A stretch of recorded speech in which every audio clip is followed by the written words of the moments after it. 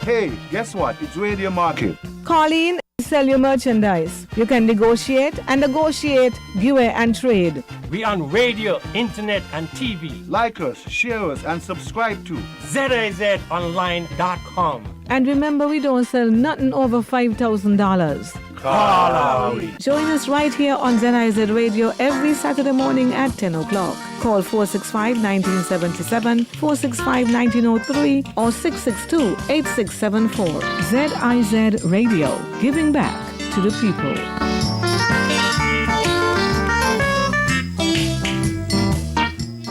Power Talk. Power Talk is Skellig's radio program aired the first and third Wednesday of every month. Tune in at 9:30 a.m. on ZIZ Radio for the latest information on what's happening at Skellig. Learn more about doing business with Skellig and the services that they offer. Power Talk, powered by Skellig. Join us every Wednesday for In Focus, a weekly talk show produced by the St. Kitts Nevis Information Service, where we provide exclusives with key persons within the government and discuss pertinent, relevant, and interesting matters that affect us all. Tune in every Wednesday, live on ZIZ Radio and streamed live on Facebook at SKNIS Media and ZIZ Online. In Focus, your government, your business.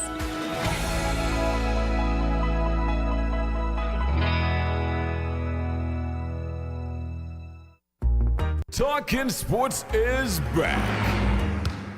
Join us as we bring you the scores, the stats, the facts, and lively interactive discussions on sporting events, personalities, locally, regionally, and internationally. It's Talking Sports, this and every Thursday night at 8 o'clock on ZIZ Radio. Get ready to ignite your Tuesday nights with a show that's as educational as it is entertaining. Welcome to Pleasure Pulse, your weekly guide to the world of sex education. Join Roma every Tuesday night from 8 to 9 p.m. exclusively on ZIZ Radio 96.1 FM. It's the perfect way to spice up your midweek routine and get answers to all your burning questions. Whether you're looking for relationship advice or curious about the art of intimacy, Roma's got you covered. Pleasure Pulse, every Tuesday night from 8 to 9 p.m. only on ZIZ Radio 96.1 FM. Don't miss out. Your sex education journey starts this Tuesday with Roma as your guide. This is ZIZ Radio. Time is now 13 minutes, moving away from 8 o'clock. Coming up next, Pleasure Pulse. Don't you worry, all who listen to Pleasure Pulse. You'll get your full 60 minutes and maybe more tonight. So stick and stay with the family station ZIZ Radio as we now bring you Pleasure Pulse.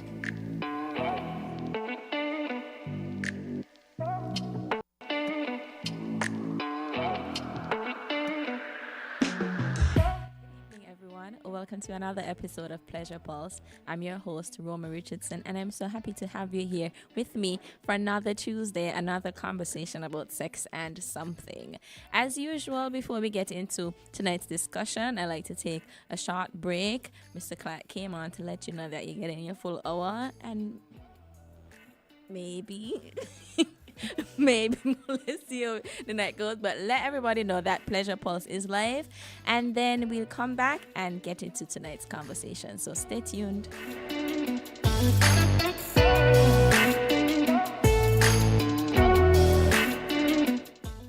Welcome back to Pleasure Pulse. You're tuned into ZIZ 96.1, and you're also tuned into us on YouTube, on Facebook, I believe. And if you listen via the website, you can listen radio online if you like to tune in that way. I'm so excited to welcome my guest tonight. She's a new person to Pleasure Pulse, a Pleasure Pulse first time. Yay! Please introduce yourself. All right. Good night, Pleasure Pulse and Roma and the team. My name is Nisharma Ratan Mac, and Roma invited me here to talk about sex and the law, right, and how it interacts with the law. And I think I am adequate to deal with that, in that I am the registrar of the High Court. And I see a lot of things that come through the court in relation to sexual offenses or dealing with vulnerable victims.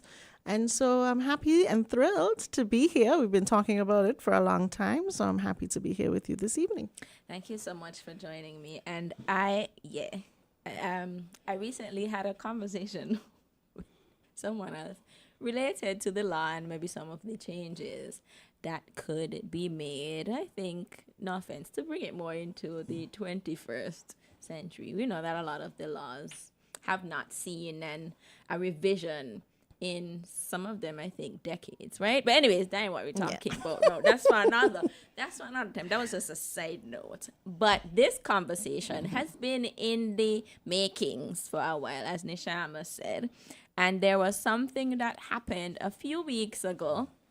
I was like, this would be a perfect conversation for a legal angle, because I don't know if people realize that this is yet teetering into court territory, right? Like sometimes we think that some of the things that we do are just, I don't want to say in good fun. Sometimes people do think they're in good fun. Sometimes things happen and we don't realize that there are legal options and legal recourse that we could take. So this conversation and this thing that happened was related to some unsolicited pictures that somebody was accused of sending to different people.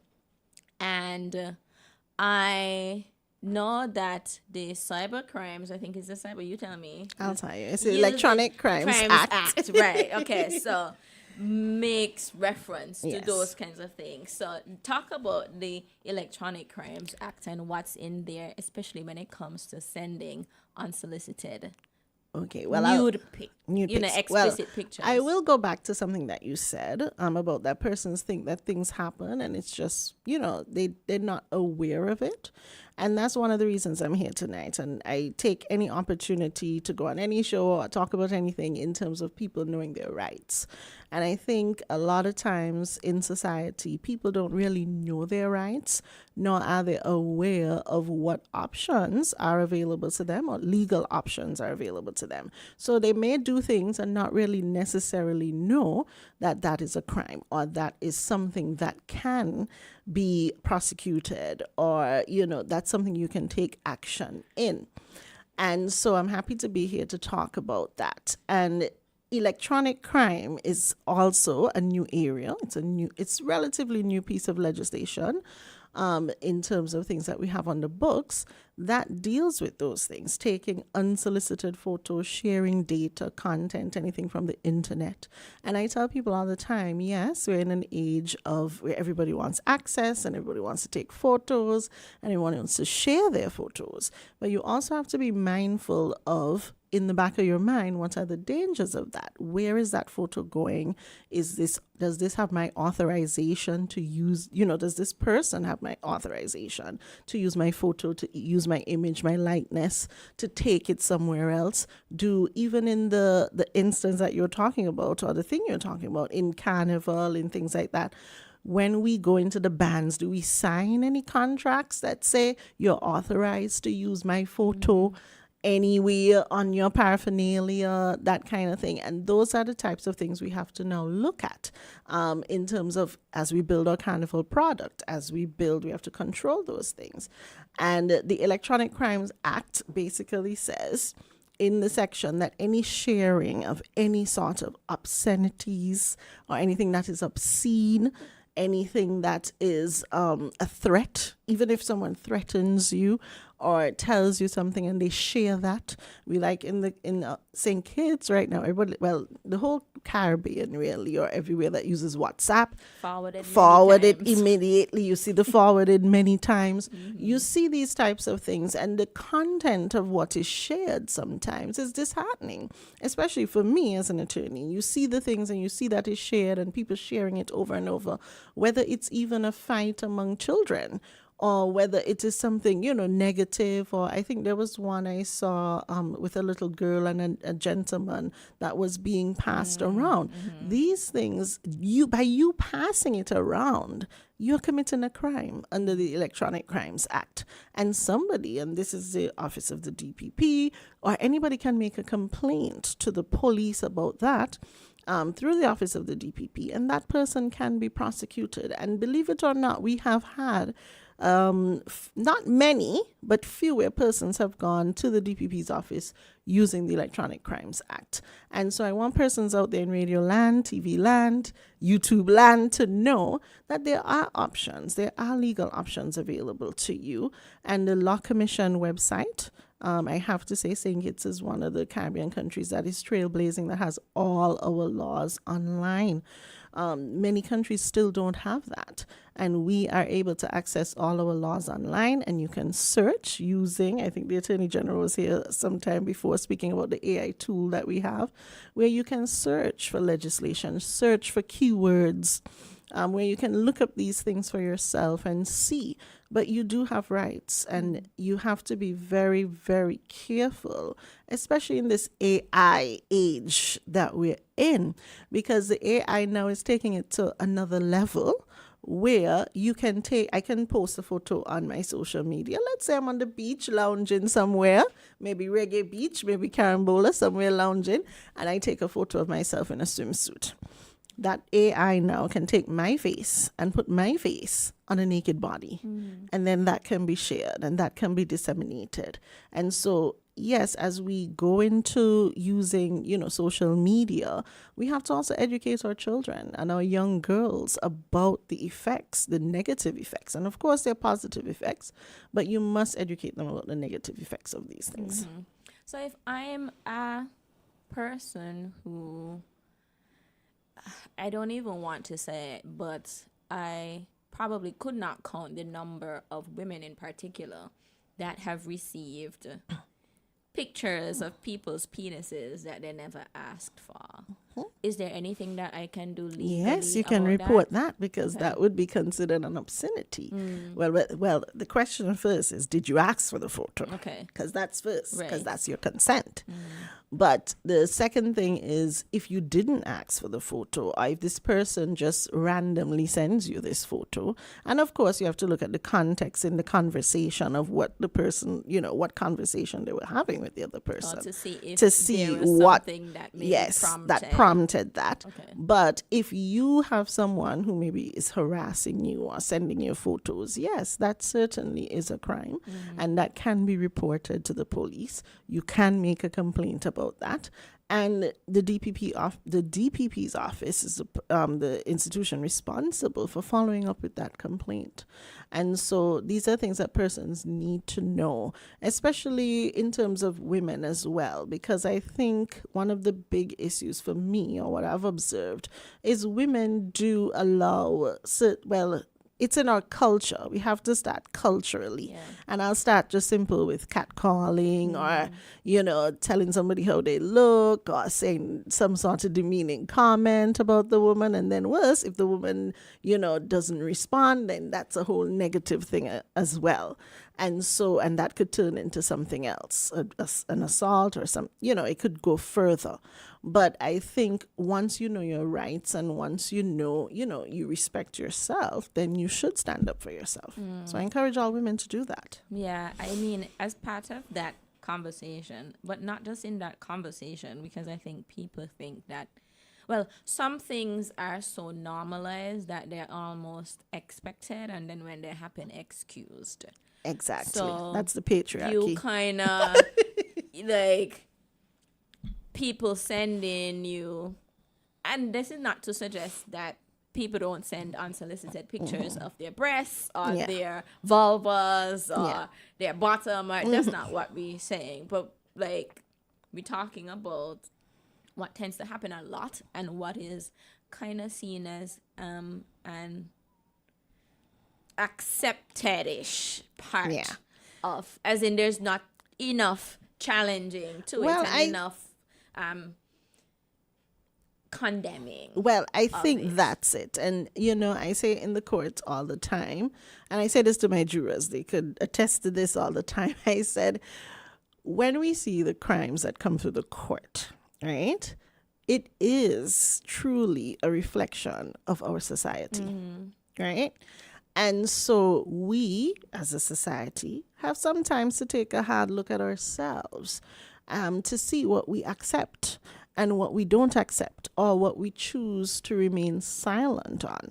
And these things are very, very important, because I've seen some things come through the court where you have to question, where is the moral fabric of our society? What's the line? Where's the line? Where is the accountability? And we really have to look at ourselves. And I went to church the other day, and the pastor was talking about going back to the Beatitudes. And I really do think, we do have to go. And I'm not a person, I am a Christian, I do believe and so on, but I'm not a person to push that, on persons. But I really do think we have to go back to basics, even in how we raise our children, in terms of respect. And I want to also speak to women about raising their young girls as well, because that's also that space. And it's not just the women, it's the dads as well. You are very much involved in how your young girls are raised as well. Very, very important, because you must teach them, the relationship with themselves, the relationship with their bodies, that it must be respected, that anyone must respect you. And I'll give you an example. My name is Nishama Rattan Mack. Everybody knows my mother is Sharon Rattan. And one of the things people associate my mother with, they can tell you, oh, Miss Rattan, she liked to wear short clothes, she liked to do this, Miss Rattan, she's known for that, for teaching for years, the lady who wore the short skirts. And the one thing she always taught me is it doesn't matter what I wear, you, as another individual, have to respect me, and you have to respect my body, right? So, and that's another thing, because the men sometimes like to say, oh, but you're wearing this, you're exposing this, and da-da-da-da. And that can be a debate for another day, because we see in some crazy things these days. I'm not going to right? debate it, Nishama, even naked. No, I'm just saying we can debate that another day. But the reality is, you have to respect your body. You have to respect yourself, and know that, no one can defile you or say anything about you, or, it doesn't give them the right. Yeah, no one is entitled. Yes, no one is entitled to make any comments about your body, say anything about your body. It's something that should be respected. And as a person, you should carry yourself that way. And we need to teach our young girls and boys that those things. I'm glad you brought that up, because in the same instance, and I, as a chronically unlight person, but at first I didn't know about it. Somebody clued me into what was going on, and then I went to look and just to observe the discourse that was happening around this particular situation.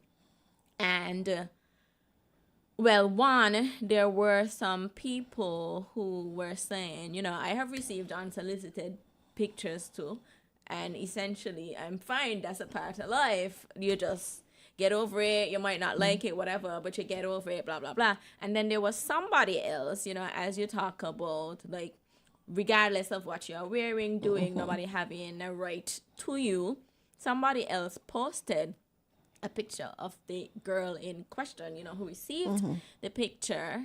I think maybe a picture of her from Carnival, like in her carnival costume, outfit, and they were like, essentially saying this is the supposedly innocent person. So like exactly that you were saying, right? This idea that, well, there are these thoughts that there's like the perfect victim, right? Yeah. So for you to claim victimhood, you have to show up in the world in a particular way. You have to come from a particular family. You have to be in a particular social class, have a certain level of education, comport yourself in a particular way. And if you don't fit into all of those things, then why you making noise? I know, and that is, and I have to confess to everyone here tonight that I am a feminist. I mean, I love men, I do.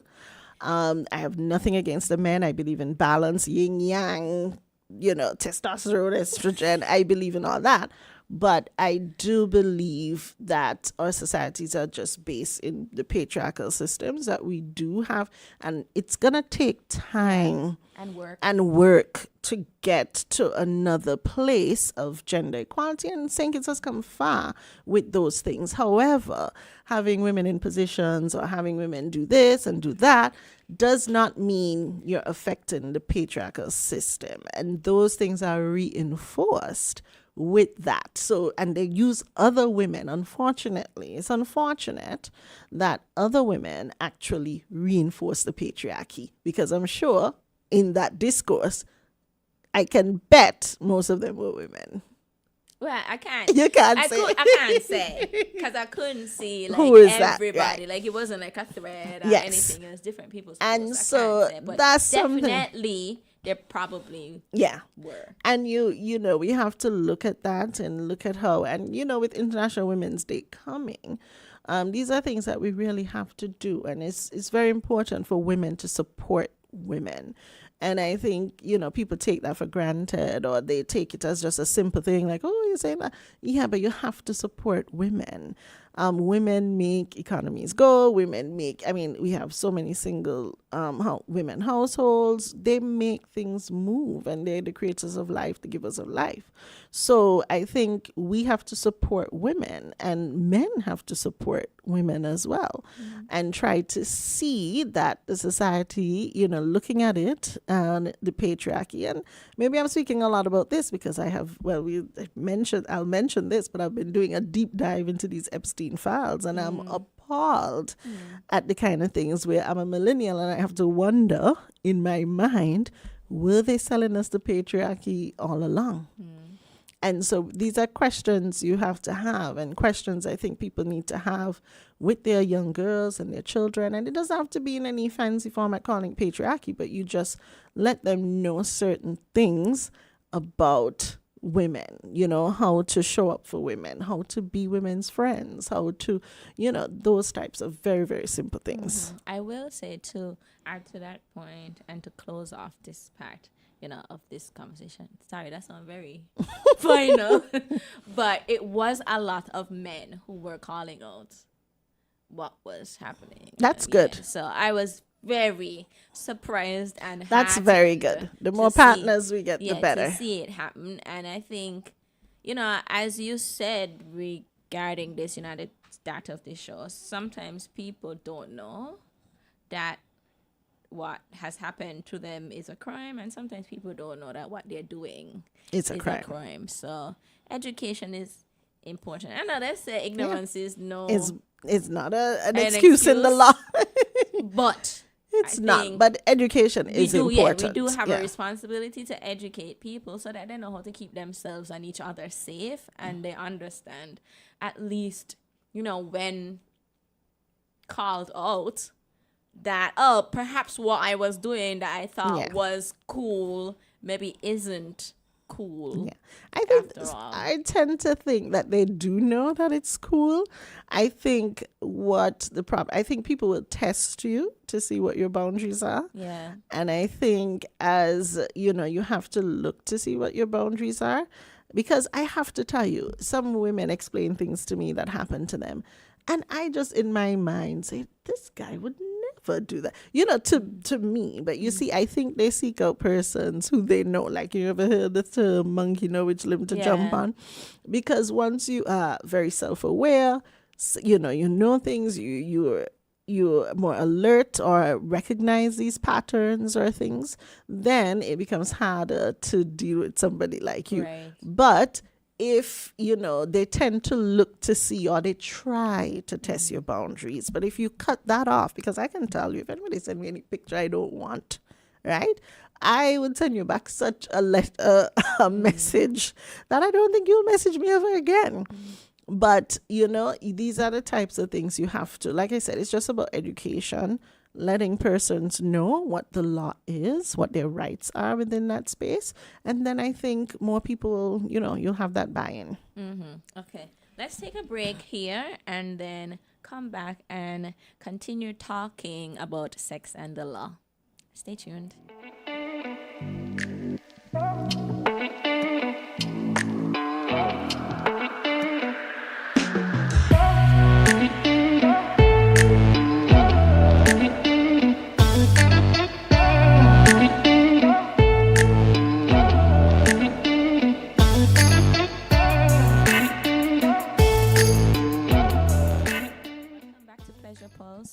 We're talking tonight about sex and the law, and I have my guest here, Nishama Ratan Mack, who is the registrar in the High Court.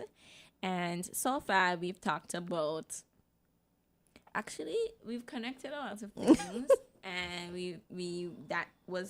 the center of that was sending unsolicited pictures. And I know we had a conversation earlier where we talked about some of the aggression that some people experience here. But let's tie that into this part of the conversation that we're having, which is what else is going on in the court system and the types of the cases that you see often or maybe are seeing more of. Tell me. Well, I can tell you this. Many people in our country, and it's something I've observed, and I'm not saying it's not there and it's not a concern, and it should be a big concern. Everybody always focuses on the murder rate, right? They always say another one gone again. They really put that out in the media, in social media. They sensationalize, whether they want to criticize the government with it, which I don't think it ever should be a political issue. That's my opinion. Never, ever should we politicize crime in any way. But one of the things I think persons seem to turn a blind eye to is sexual offenses. And so the outrage that we have for murder is not necessarily the same outrage. I mean, you'll have it in its quarters, of course, and you'll see a few persons who would push it, but it's not the exact same outrage that you get in sexual offenses. And we've had a few cases, I think, and some that were in the media. I think the young lady who they found, unfortunately, when they found her when she was kidnapped and they found her unalived, those types of things. And that type of thing will get attention. But the part I want to speak about is what was leading up to the lady the young girl being unalived. What led to that? You had a whole entire discourse of persons saying they knew that she was with the older man. They knew that she used to leave home. They knew. And the thing is, one of the things with these sexual offenses is I always go back to what our social services are, what our wraparound services are. How can, even in society, how can we support? Because a lot of these things start with persons turning a blind eye or stating it's not my problem or it's not my thing. And like I said, going back to the good old days, I remember when I was a kid, the neighborhood was accountable for you. And I'll give Pleasure Pulse this example. One time my cousin and I, Chantal, good night, Chantal, walking down the street. We in our conversation, we chatting. And we did not see an elder on her veranda. And we did not say good afternoon, right? Had the same experience once. By the time we were walking from school and going to my aunt's house, and by the time we got home, okay, my aunt accosts us so bad. We go in your house, we don't even know what's going on. You just see, you understand.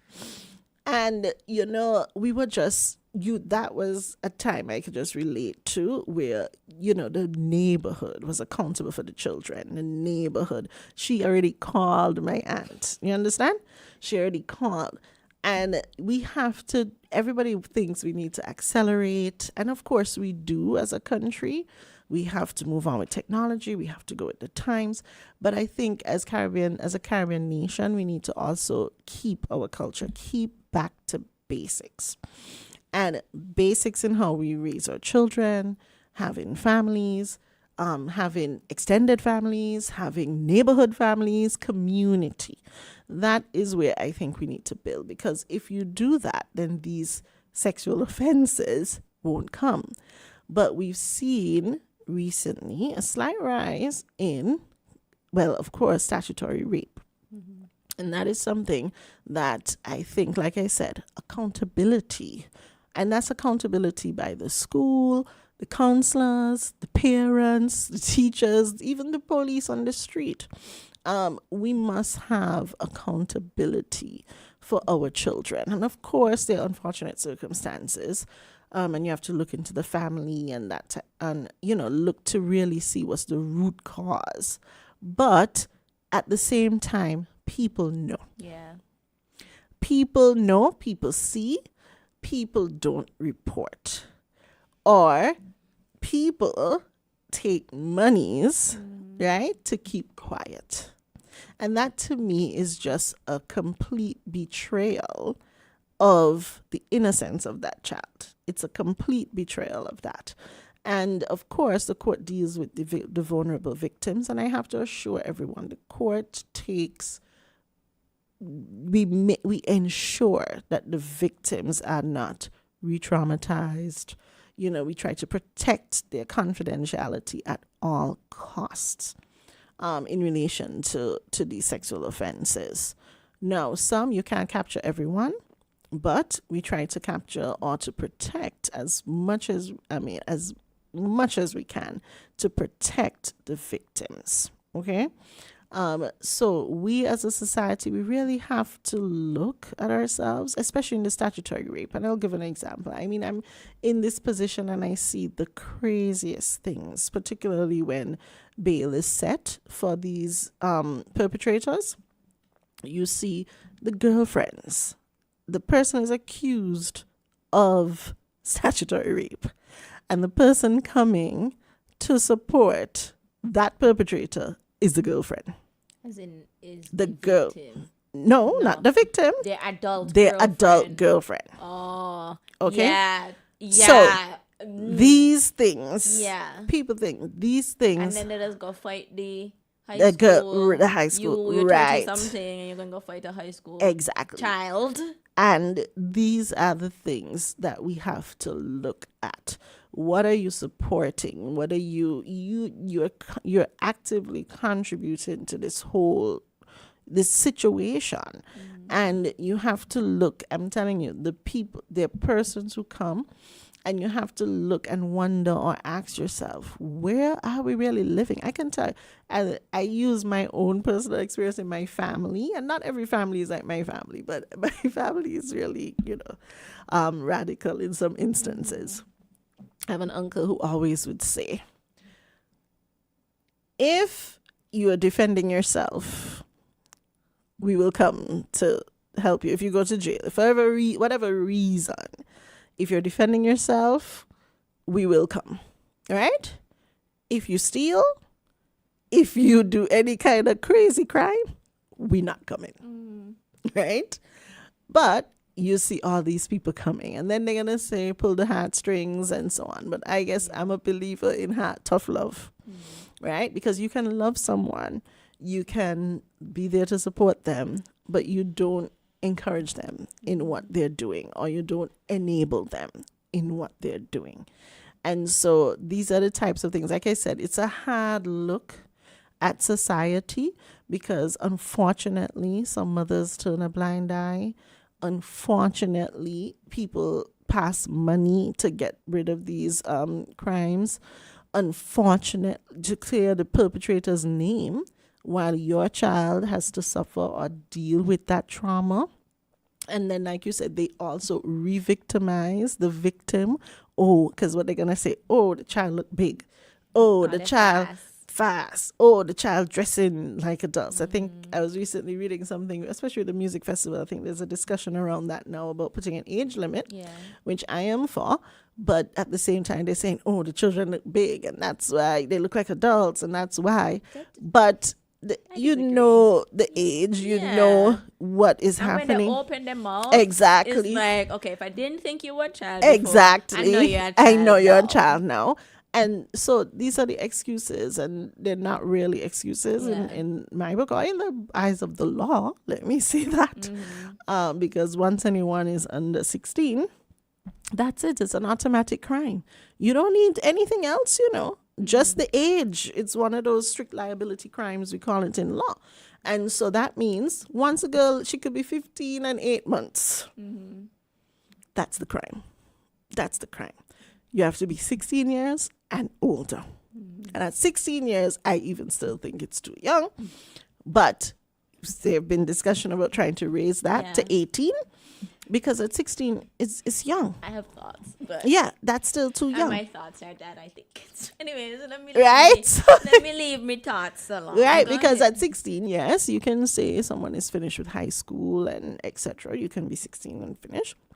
But what about your maturity level? What about, what experience have you had? What life have you lived, to make appropriate choices in that regard?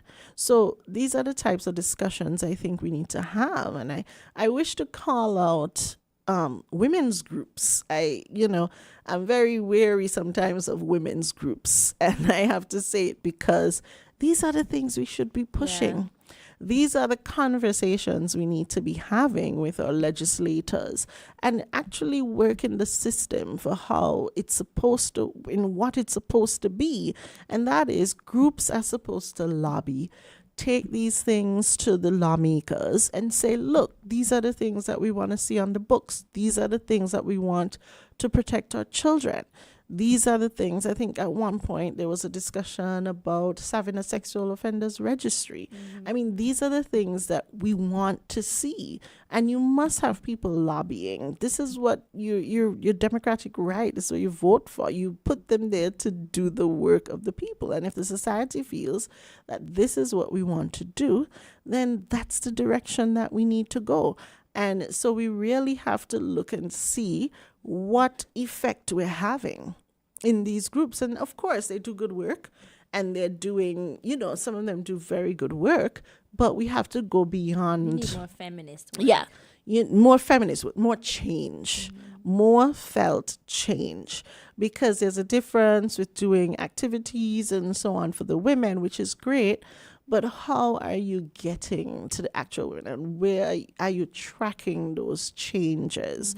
So that's something I'm very, very adamant about, in terms of, if I do something with women's groups or anything, it has to have some change, some effect, something that we need to get to change the structures and the systems in which we have to live. And men's groups too. And men's groups as well. No, I don't want to take the men out. The men are the biggest. I have to tell you, the men are the biggest supporters of the women. The men are the biggest supporters. Sometimes you speak a situation and the male perspective is completely different to the female's perspective. Because like you said, we taught to tear that person down, pick that girl apart, not be a girl's girl, as I call it. And I'm sorry, I only want to be friends with girls. So people who support, the things and the struggles that you're going through. Because, and honestly, men sometimes are the biggest supporters.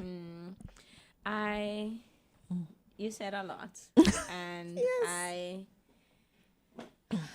have a few thoughts. One is, I know there were some conversations about changing the law to, I guess, make uncertain legal words, to make certain cases less of an option. So like mandatory or default prosecution. Okay, to, well, like, one of the eliminate things, people being able to take money and so do not show up to court, and that means the case is dead. And So one of the things, we actually just passed new criminal procedure rules in the Eastern Caribbean Supreme Court. They just came into effect in February. And one of the things they also passed in our court, in our parliament, was about voluntary bill of indictment, which means the DPP can elect to take a case straight from out of magistrate court, take it straight to the high court, and deal with that case, particularly for vulnerable victims, take it straight to the high court and deal with that case expeditiously. So the rules also allows for that in case management and so on, which is the new criminal procedure rules.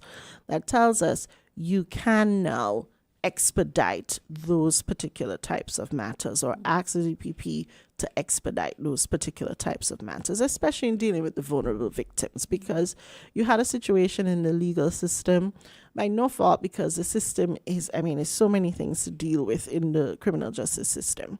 But, you had a situation where you have a case. The case is maybe 2021, 2022. And imagine as the victim, you have to wait for this extended period of time, and then years may pass, and then now you have to bring maybe you've healed, or you think that you reach a certain, part in your healing journey, and then you have to now go and re-traumatize yourself, bring it all back, face the accuser, face the perpetrator, it's really something that we have to look at in protecting our vulnerable victims. And so the court has definitely made strides. And I can tell people, as the registrar, I work with the DPP's office all the time to protect the vulnerable witnesses. We've even considered in the court trying to get screens so you don't actually face the person. Or doing it, remotely or via Zoom or those types of things, because we have to find options to protect the victims. And of course, I don't want persons to think that we are one-sided, because the accused person as well has rights, and we try to protect those rights as well. The only thing is we have to balance. It's my job as the registrar to balance the rights of the accused with also the victim's rights. So it's a delicate balance sometimes, but we have to do it, because you're innocent until proven guilty. Yeah. So, I'm going to kind of related to that too. As you were talking about some of the, well, not some of. What you were saying was that there's a lot of outreach. You started with this. There's a lot of outreach for other types of crime and less for sexual offenses. And I wondered if, because I know we don't report on or you won't have the name of the perpetrator published in order to protect the victim, right? But I'm wondering if that contributes to the lack of a full understanding, a full picture of sexual violence here, because sometimes it's only certain people that hear about certain things, in the court, or certain things happening, and if you don't know. Well, that's something in the court that we have been discussing. It's something even with the judges or the Bar Association that we've been discussing, because one of the downfalls, we think, in the legal world is about media and the coverage. Yeah. And unfortunately, and I wish, let me do so now on Pleasure Pulse, invite ZIZ to come into the courtrooms. Oh, can we? Yes. Okay, because we welcome that. Okay. And the court, these things are happening in open court. They're happening for the public to be a part of and to witness.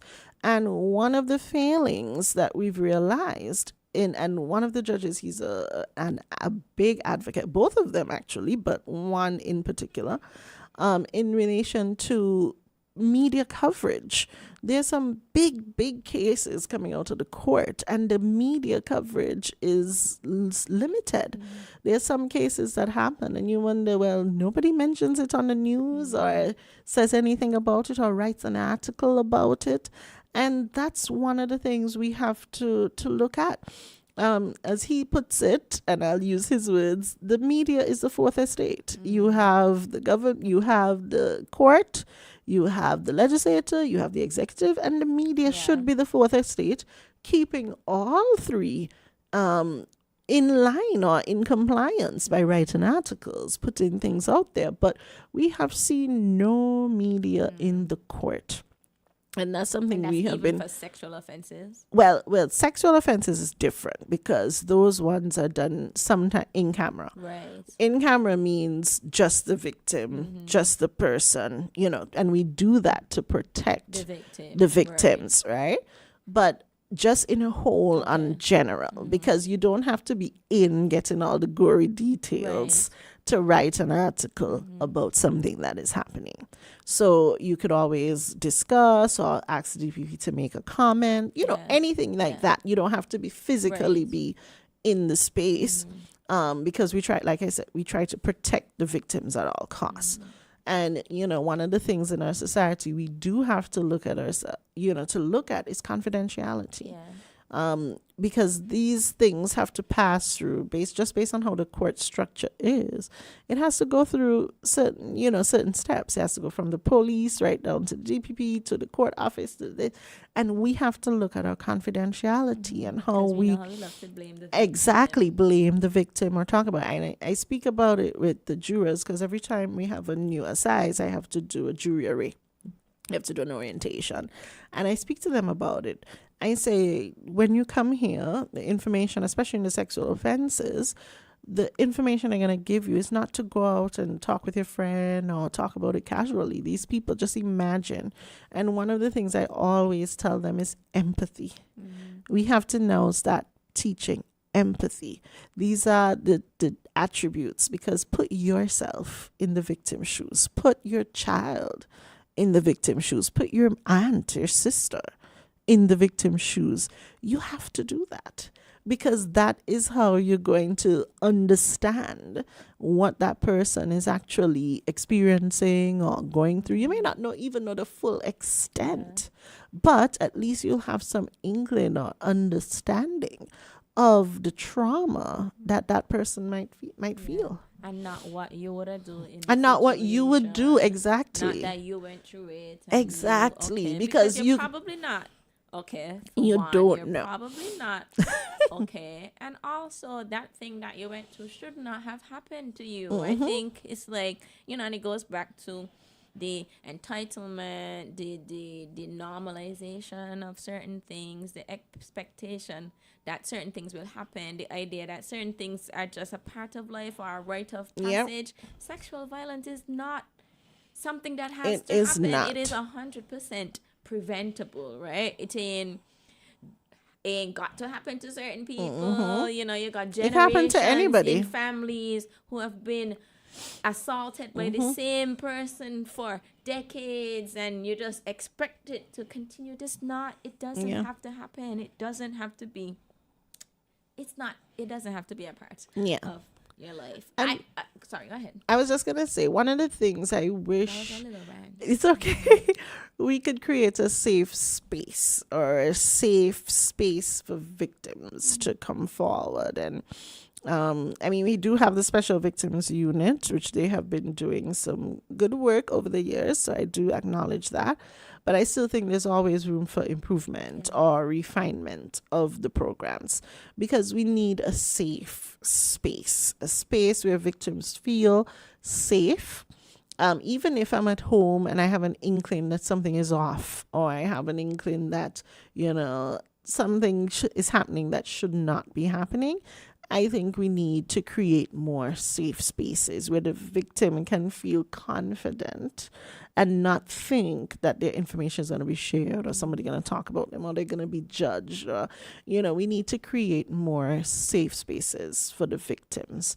And that's something I think that we have to consider, or groups have to consider, in terms of helping victims in sexual violence. Absolutely. I think, and it's going again back to what you said about the unequal levels of rage. Yeah.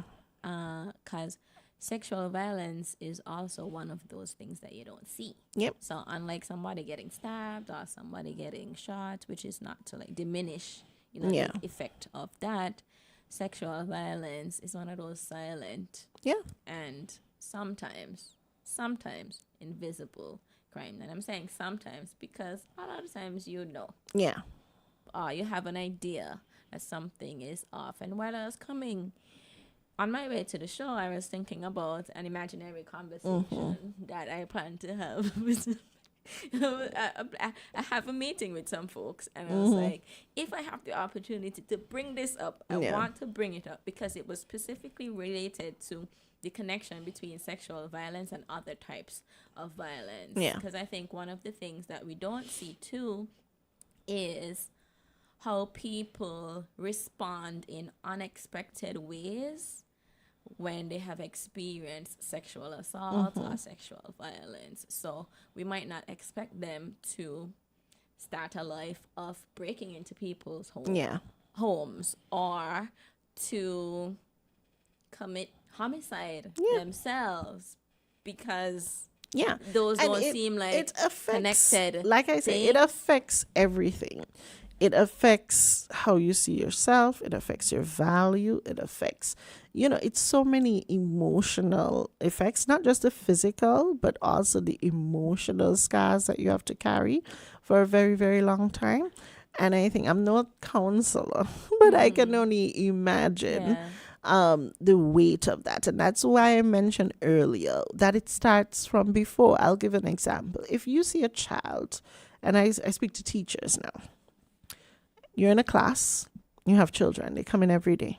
But you realize a girl child may get quiet, maybe looking depressed, and that's why I say teachers have to pay attention. Everybody has to pay attention. You have to be so attentive. And you just have to really, really understand. And I can speak because I used to adjunct lecture at the college at CFPC. They always call me the fun teacher, Miss Mac. Right? And what I did for those kids, and it goes back to what I said, anybody can create a safe space. What I did for them in that class was create a safe space. I created such a safe space that I had 2 students or 3 students over the years come to me about sexual violence that they encountered and ask for my advice how to move forward with that. 3. Okay? Statistics say 1 in 3. Yes. So that's... And this is different years because I taught there for some years. Different years. But you create that space, and as a teacher, as anyone who interacts with the children, you have to create a space, because once that they feel safe, they will talk to you. They will let you know what is going on. And you will observe also that, she's not showing up how she used to show up. Let me ask. Let me inquire. Instead of assuming. It's like, yes. they're rude. Exactly. Meanwhile, exactly. You don't know. They are dealing with the weight on their back. So you know what? One of the students told me, "Oh, Miss Mac, you're the only teacher that respects us. We want to hear your point of view." Because you have to get from them. That's how you get the information from them. You get them talking. You get them engaging. You get them, and then they feel comfortable enough to tell you these things, and immediately you have to activate after that. Because they're carrying a lot. And my daughter says it sometimes, even though I tell her she has nothing to stress. "Mommy, you don't know what we have to go through, the stress." And I'm like, "Stress? Good night, Layla." And I'm like, what stress you have to endure? But then you have to think in their little minds, what stress they think they're going through, whether with friends or the little friend group, or to them, that's their little stress. And so you really can't discredit it or discount it. And that's what I would encourage persons to do. Always create a safe space for someone, whether you're an employer, whether you're a teacher, counselor, anyone, any groups, anything like that. Create pastor, church, create safe spaces. Create safe spaces. And they will come. The victims will come. They will share. They will say what they have to say. And I think that's something we have to consider. Okay. So we are winding down. Oh, that was fast. I was going to tell you it'll fly by, but I didn't want to tell you just in case. Any final thoughts? We didn't talk about kitchen, maybe. We don't have to talk about No, we can. I can share with everyone. I was talking to Roma about 2 incidences that I observed. One was about, I think there was an influencer, travel influencer. She came to St. Kitts. She vlogged it. She posted it online. So I think persons should know about this. She's from Trinidad. I think she was from Trinidad. Not sure, but I think it's Trinidad. And she was, basically speaking out about how Kittitian men are aggressive. She said the hotel staff was harassing her, etc., etc. And I looked at it and I said, okay, well, that's not my experience. It's not my experience, but maybe she did experience that. But then another friend of mine came from Trinidad, and she was visiting for work. I met through a friend of mine, Night Liz. I met her, and she also commented that Kittitian men are really aggressive. No, not aggressive in violence, slap smack people, aggressive in how they pursue you, right? So they see something they want, they pursue it, they lock eyes and they go in, you know? And that's something I think that I really do have to pay more attention to, or I think men need to pay more attention to. You know, how aggressive are you? Or if the girl, you know, if the person is interested, because you also have to take cues and hues to know if the person is interested. But whether you have to understand what the social cues are to know if the lady is interested or not. But I found it really, really telling. And it was in a space, if it happened, it was like in a space of 2 months where I was hearing that Kittitian men are aggressive. I don't know, Pleasure Pulse. You tell me. I don't know what the women are experiencing out there. I'm a homebody. I don't know. Well, home out body, maybe.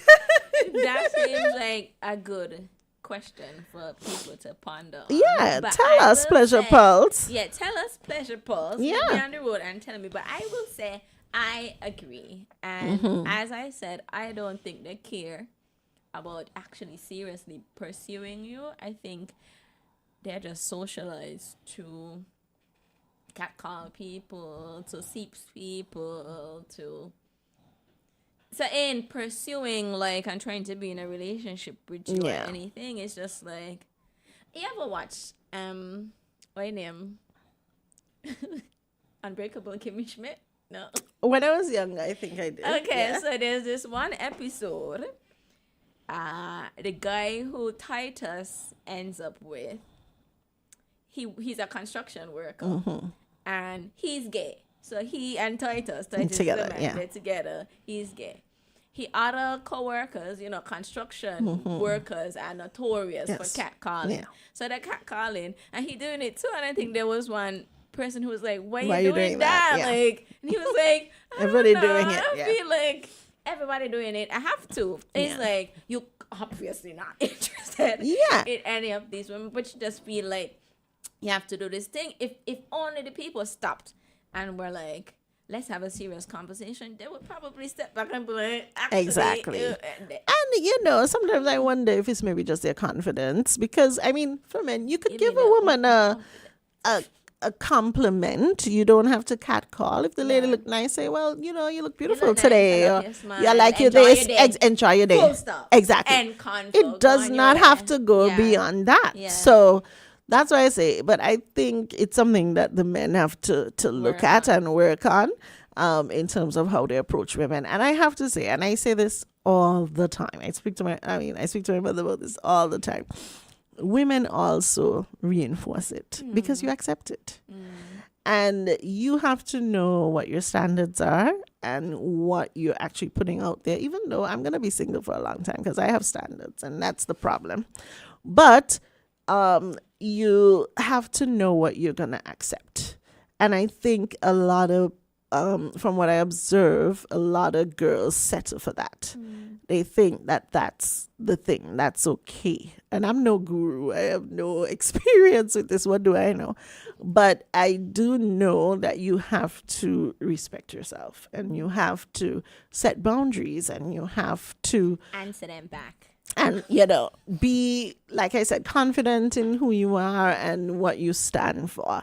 And it's funny, I'll have persons who experience these things, and then I'll look and be like, you would never dare do that. But I think I scare people away because they just don't know what to say. I think sometimes it's some, that and as we kind of started this show, is like people also choose their target. Yeah, they choose their targets well. A lot of these things are about power and control. And so you choose someone who you think, you assume maybe might not have that much self-confidence or self-belief, maybe even not a person. And sometimes we don't even realize that people are targeting us for those reasons. So that's why I said, like, sometimes you don't have to answer them. Sometimes you have to say, I might be working on myself, but... Exactly. Mind yourself with me. And that's something I want to call out to everyone. I think I have these conversations all the time. And so for me, it's such a good thing to be here to talk about it because I think building confidence is in individuals, not just women, but men as well. Building confidence can save our nation. I firmly believe that. And you build confidence in different things, in different ways. I tell people all the time, confidence is, you practice it. When I tell people that, they practice it. They say, oh, you look, I'm pretty, I'm confident. No, you're not, honey. You have to practice it. It is something that has to be practiced. How do you build it? Doing things, putting yourself out there, taking risks, doing things that you're uncomfortable doing, being confident in your skin, being able to be not liked by everyone. That is building confidence. And if we do that in our boys, in our girls, we'd have a completely different nation. And so I'm a firm believer in that. Okay. And just to tie it in, because people might be there like, Roma, where that come in? That connected in my head to where we started with the unsolicited pictures and the aggression. That's where that's where it started. That's where that came in, if in case anybody listening was wondering. But any final thoughts you want to share for the listeners? Oh my God, I have so many final thoughts. One of them is, if you're unsure about whether something is a crime or not, do the research. The Law Commission website of St. Kitts is there. It is there for everyone to access all the laws. You can type in whatever phrase and it comes up. Do the research. If you're unsure, you can check with the police. I'm putting a lot of things on them, but check with the police. And you can also check with the DPP's office as well. I'm going to put a plug here for him, right? He told me I can do this. So if you do know of anything, have information, want to share as a victim, as someone anonymous, you can share this information with the DPP's office, particularly the DPP. He puts himself out there, Mr. Adelaide Smith. And I want to say that for other women's groups, I want to say create safe spaces. And I want to tell the nation as well, we have to take a look at ourselves. We have to assess where we are when it comes to women, when it comes to domestic violence, statutory rape, sexual violence on a whole. And we really have to look at ourselves and make some hard changes. And I say this because anyone can tell you right now, I'm down the rabbit hole on the Epstein files. Like, I'm down the rabbit hole. And the media coverage on that is huge. And the media coverage is huge. Yeah. And I'm not certain if persons in St. Kitts right now are, and I know persons don't really tend to follow the news like that anymore these days, but it's something you have to pay attention to, because it just shows when power, when men, when, the vulnerable get, involved in these dynamics, what can happen. And it was people saw it. People saw what was happening. People knew, but they turned a blind eye. Will we continue to do that in St. Kitts and Nevis? That's a question we have to ask. And that's the question I'll leave the audience with. That's a good question. Yeah. Thank you so much for joining me for this conversation. No problem. I feel like I have to come back again. Yes. I would love that. I love a repeat guest. Yes. And you can come back as many times as you want. I love. I really enjoyed this conversation, and I hope people listening to were able to get some new information from it, or at least some new direction, because you have given people some places that they can go to, some people that they can go to for information. And you can even come to the High Court, the registry, and to myself Tell as them a registrar. Where that is, by the courthouse. Yes. Our office right now is next to the old courthouse, which is the Sir Tapley Seaton Court Annex. So I call it Pinder's house. Everybody knows where Pinder's used to be, in honor of him, R.I.P. Pinder's. And so my office is there. I have a definite walk-in policy, open door policy. because we serve the public. We're public servants and we serve the public. And it's our job to guide people, put them in the right direction. And that's what the court is there for, to support and to be, that's what makes us a democracy. So we're here to support you. And if any victims out there listening, call me. Okay. Thank you so much again for joining us. Thank you for sharing all of that information with folks. Please dive deep into the Epstein files. If you're on TikTok, you might not have to read the files yourself. You can find people who are summarizing them for you. You can use AI for good and analysis to analyze the Epstein files, tell you the most important thing, and then ask yourself, why is sexual violence and sexual crimes so intertwined into these Epstein files, at the center of these Epstein files, and what is it about our societies when they get really that causes us to violate each other in those kinds of ways, and how can we change that? Because like I said, none of this is inevitable, right? None of this is a planned part of life. All of these things can be prevented once we work with each other, once we start small, start with the baby, teach them about their bodies, teach them about their autonomy, create safe spaces so that they can come to you if something happens or if they have a question. But just make sure that we are instilling those values of personhood, selfhood, self-worth in our people, big and small. Anyways, thank you for joining us. Thank you. Thank you. I'll wish you a pleasurable evening here and say good night. Good night. Bye.